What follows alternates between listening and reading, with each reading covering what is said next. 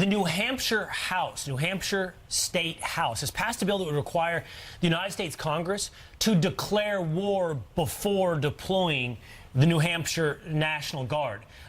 Quote from the bill real quick reads as follows. Article 1, Section 8 of the United States Constitution vests the Congress with the exclusive power to declare war, and by abdicating the war powers to the executive branch, the United States Congress has failed to follow the United States Constitution and the intent of the founders, Pete. This caught my eye. It's a really interesting development. Right now, this is New Hampshire only, and New Hampshire is simply pointing out that it's supposed to be Congress that declares war. It has become an executive branch function, and as a result, unless the Congress declares war, New Hampshire doesn't have to send troops for foreign wars.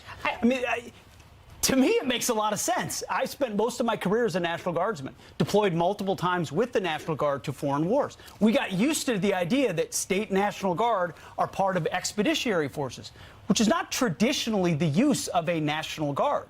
And so this is New Hampshire saying, we don't trust how the federal government's going to use our troops, so we're willing to commit them when the American people, through their elected branch in Congress, commits those troops to a foreign war. Then you can. I love this idea. I'm sure the National Guard Bureau is, oh, no. Okay.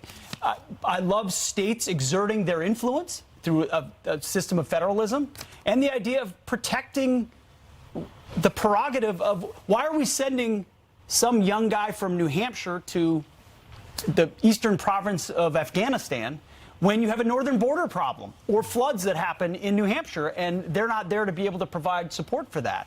Yeah. It's an interesting development. It'll be interesting to see whether other legislatures do this and how the military reacts to it. But why are states having to tell the federal government abide by the letter of the Constitution? I love it as well, but it's an unfortunate state of affairs when the states are having to say abide by the text. No doubt.